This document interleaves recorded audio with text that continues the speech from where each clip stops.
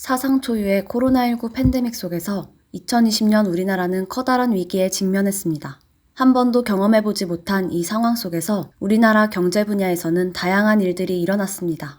일요서울TV에서 2020년 전 국민의 이목을 집중시킨 경제 10대 뉴스를 선정했습니다.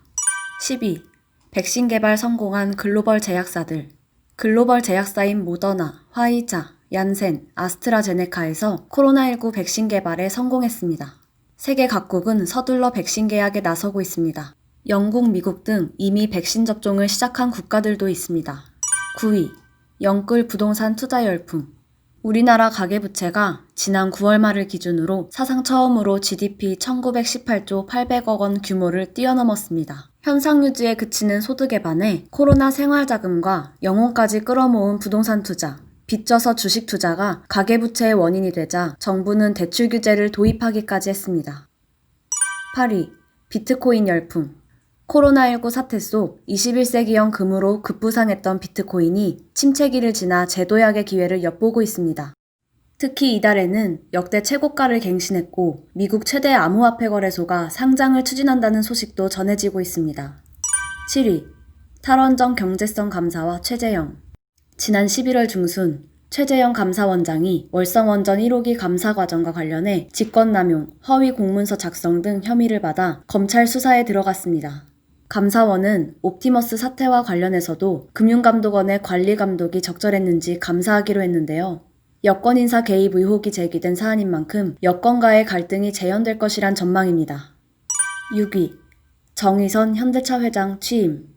정몽구 체제의 현대차그룹이 이사회에서 정의선 회장을 선임하면서 3대 경영시대를 맞았습니다. 정의선 회장은 취임 직후 장재훈 부사장을 사장으로 승진시켜 세대교체를 본격화했습니다. 5위.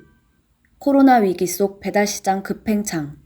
코로나19 장기화로 비대면 서비스가 급부상하면서 배달업계도 성행했습니다.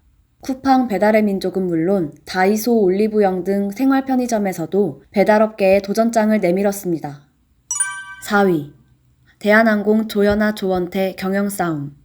대한항공 경영권을 두고 조연아 조원태 남매의 경영권 분쟁이 끝없이 이어진 한 해가 됐습니다. 최근 아시아나항공을 인수하면서 통합 작업을 앞두고 한진과 남매의 승기는 조원태 회장 쪽으로 기운 모양새입니다. 3위. 라임 옵티머스 게이트. 코로나19가 금융권에도 지대한 영향을 끼쳤지만 특히 올해는 라임과 옵티머스 사태로 잘 알려진 사모펀드 환매 중단 사태가 금융계 큰 쟁점으로 부상했습니다. 금융감독원은 분쟁 조정과 관련해서 옵티머스 펀드는 내년 1분기에 나머지 펀드는 2분기 중으로 추진하겠다고 발표했습니다. 2위. 연이은 문재인 정부의 부동산 정책 실패. 문재인 정부의 부동산 정책이 오히려 부동산 투기를 부추기는 꼴이 됐습니다. 실수요자들의 불안 심리에 따라 매매 수요가 급증해 수도권뿐만 아니라 지방으로까지 범위가 확대됐습니다. 1위. 이건희 회장 사망. 지난 10월 25일 서울 일원동 삼성병원에서 향년 78세의 나이로 이건희 회장이 별세했습니다. 이병철 삼성 창업주 이후로 1987년부터 삼성그룹 2대 회장에 오르며 삼성을 이끌어왔던 이건희 회장의 사망 소식에 정계 재계의 인사들은 물론 국민들도 애도를 표했습니다.